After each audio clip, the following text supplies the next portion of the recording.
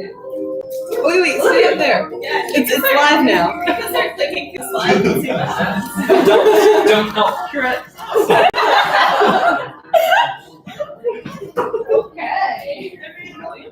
Okay, next we're gonna make that. And whatever it is you have to. I could do it. Wow. We'll put like two random, completely different pictures and use to try to find out what we're trying to Yeah. Oh, Okay. Hello, everybody. Hi. Yeah, I'll cover it. Oh, get up there. Okay, so we got some stuff to discuss today. First of all, we got a bunch of announcements and upcoming events. Then we have a 3x5 on the UN Youth Assembly, which Bree and Sebastian just came back from.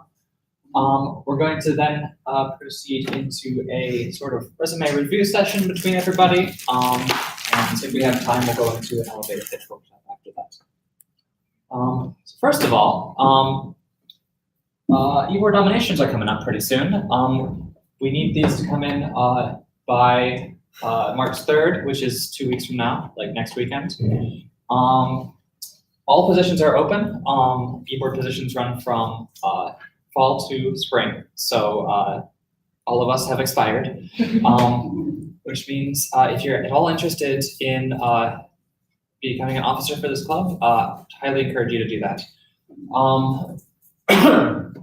In addition, a lot of us are 5th years, so we won't be able to come back to you guys next semester, unfortunately. So we'll have a lot more information in the newsletter that's going to be sent out tomorrow. And feel free to come to the upcoming eBoard meetings. We have them every Monday and Wednesday at 12 to 1 in the Golisano Institute for Sustainability, 3rd floor. I thought we'll be able to sort of learn about what our positions do if you're interested and haven't been on the eBoard before. Any questions about that? Yeah, Chris. What if you were to be on call like fall and spring semester? How would that work? So if you're going to be on co-op in fall semester, then unfortunately there's nothing we can do to help you. You'll have to wait until the next election in fall. If you know that you're going to be on co-op in the spring, that's not a problem. You can still run, everything's the same. It's just we're going to have an extra election in the fall, like we did this past fall. Which means if you're co-oping in the fall and someone else is co-oping in the spring, maybe you can swap with them. If you're colluding. Mm-hmm. Any other questions? Okay. Moving on. I can talk to you. Okay, both of you, everybody. Couple of us are going to the STEM fair on Saturday and we're volunteering for that, hopefully. We haven't gotten the confirmation yet, but that's happening. And just so you guys are aware, we're redoing the Waste Watchers game, so we'll have a more adapted version of that for us to use in the future for other kind of STEM events. And then next week we're getting a networking event together. So we have 5 employers right now. Let's see if I can actually list them off. There's an environmental engineering firm. There's Wild Hill Farm, Good Food Collective. Pollution Prevention Institute? Yep. There's another one in there. But either way, I'm hoping to get a few more this week so that there'll be more opportunity, but definitely register for the event. That'll be important just for. Yeah, so instead of a general meeting next week, we're going to have this fair. So if you're planning to come anyway, just register, it'll be useful to you. This sustainable networking event is going to happen downstairs in the Fireside Lounge, right down there.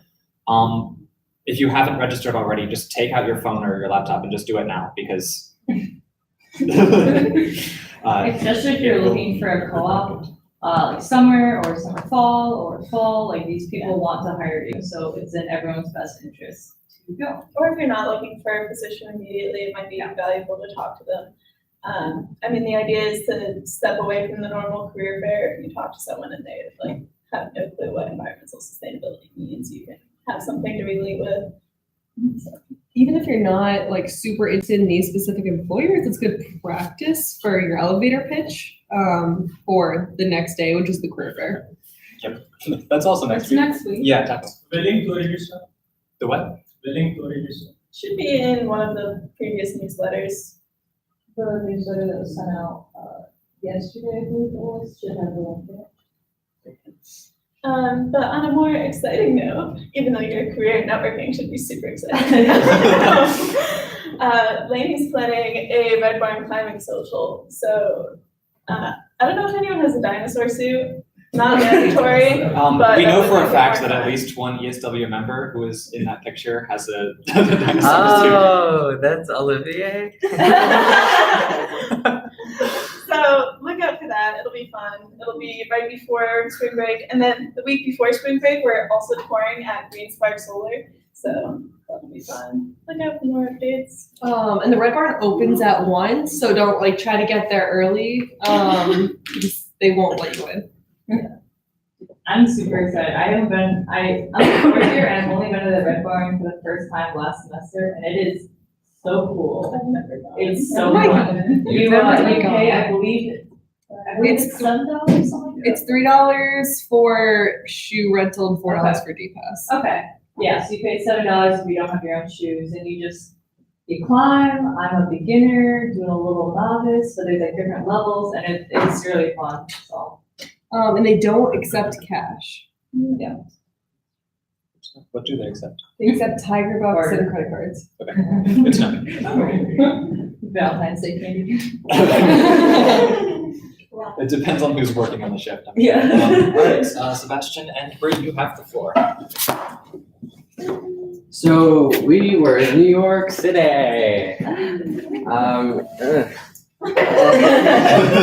At the UN Youth Assembly, organized by the Friendship Ambassador Foundation. So we're part of the friendship generation, friendship ambassadors now. And so some of you might not be familiar, but the United Nations for a long time has been trying to get countries across the world, the member states, to be more sustainable and address serious challenges facing the globe. They had the Millennium Development Goals throughout the 1900s, and then they were just replaced with the Sustainable Development Goals. And so there's 17 of them.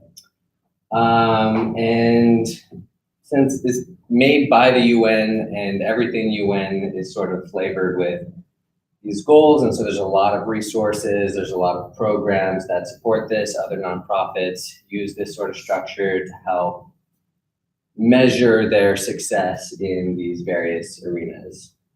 Wait, and no, I'm just okay. So when we had to apply to go to this event, and when we were applying, they asked which of the sustainable development goals most aligned with your career goals and goals in general, which was really tough to decide of like which of these 17 are most important to me. And just kind of one question, who's like never seen these before? Wow, okay. These are awesome. And we're gonna teach you more about them, hopefully. But you can go to the next slide now. When we're actually there, even though like there are 17 goals, some of them were talked about more than others. So the 5 that were talked about the most, or at least that me and Sebastian agreed on, were no poverty, quality education, gender equality, sustainable cities, communities, and partnerships. And just this is just kind of like a well-known thing for the most part of like hitting poverty and education are usually the first steps to combating climate change, which sounds a little counterintuitive. But yeah, it's pretty dope. And working through these, you realize that really they're all very interconnected. Like gender equality has so many implications for affordable clean energy, climate action, environmentalism. It's no poverty has just like this huge domino effect for economic development, tackling hunger issues, infrastructure issues. And so as an engineer, you can sort of take these novel approaches that focus on maybe something that seems more social and less environmental, but it still has a very real, measurable, like carbon footprint.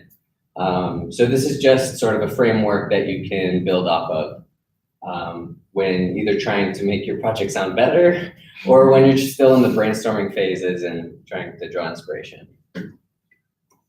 So we both wanted to kind of go over our takeaways from this event. And one of my key focuses for going were to focus on sustainable and social, what's the word? Entrepreneurship. Entrepreneurship. So they have this thing called the Impact Challenge, which I was intending on applying for and didn't, but essentially it's a program which they say, which SDG are you tackling? How much of an impact are you making? And if you have a really cool business pitch, usually a nonprofit, then they might consider giving you some funding and mentorship and stuff like that. So there are 3 winners every year, and I actually got to hear from Moise. And he was talking all about how he won in August and how that's affected his nonprofit that he started. So that was a really cool thing, and you can actually see all the winners online and everything. But it makes you really hopeful for some of the changes that people are making, because he was 17 when he decided to start this venture. There were a lot of other people our age or younger that had started these nonprofits and are working really hard toward these goals. Also, just kind of a side note, does anyone know who that guy in the picture is? No. So if anyone has heard about it or has seen us work through it, we were working on a vertical farming / aquaponics project for a while. And the whole idea started with this guy. So I got to meet him, and that was really cool. Yeah, he sort of just apparated there. Yeah. As one of the speakers. It was social, what was it? Social entrepreneurship panel. Yeah, and also about innovative sort of impact solutions. That was a really good panel. They do them every 6 months. Next one's in DC in August. And if anyone has a really cool business idea, you should apply. So my big takeaway was all the resources that we discovered at the panel or throughout the conference. So at the conference, there's 900 plus people attending, coming from 93 different countries across the world. The age range was 16 to 28, I think. And so you get a huge spectrum, which has its pros and cons. But you meet people who are post-grad, working as a professional, and then you also get high school students who some are doing surprisingly a lot. There's this one 18-year-old, 17-year-old who had started 3 social enterprises, which makes you kind of think what is he really doing? My huge takeaway was, so the event is sponsored by a whole bunch of groups. There's an opportunities fair where I got to meet some of these people who represent these different organizations. So the Sustainable Development Solutions Network for Youth has a whole actually that one, the World Bank Group, the Foundation Center, the Biomimicry Institute, and the Build Academy. They all have online courses for free that you can teach yourself how to do different sort of resilient city infrastructure or sustainable agriculture methods. There's just a whole bunch of resources to sort of self-paced education that you can teach yourself, amazing kind of stuff. Asia Foundation, Jump Foundation, the ICNC, Ideas for Action. Those are all groups that provide funding for different projects that are working on the Sustainable Development Goals. Some have more specific things, Asia is more about things related to alleviating hunger. And then other things like the United Planet 2030 Climate Reality Project, and some of the others. It's a mix of things.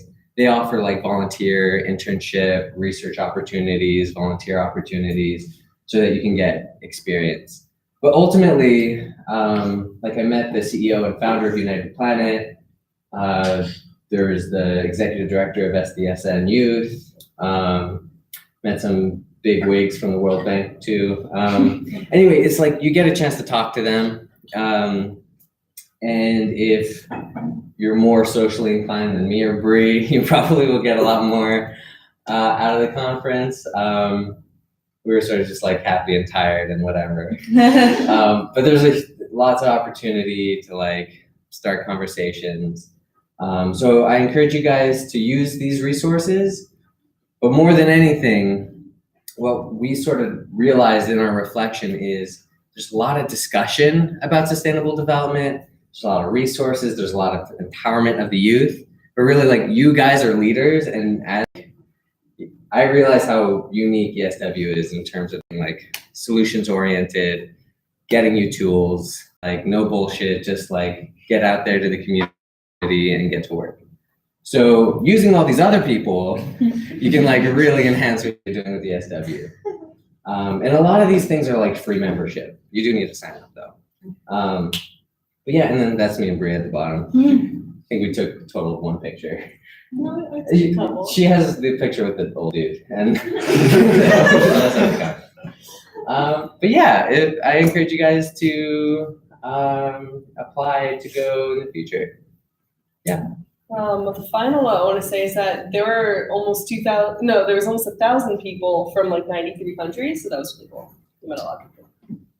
Met a guy from Oman, and a guy from Saudi Arabia, and a guy from Montreal. Where's the interviews? This is right here.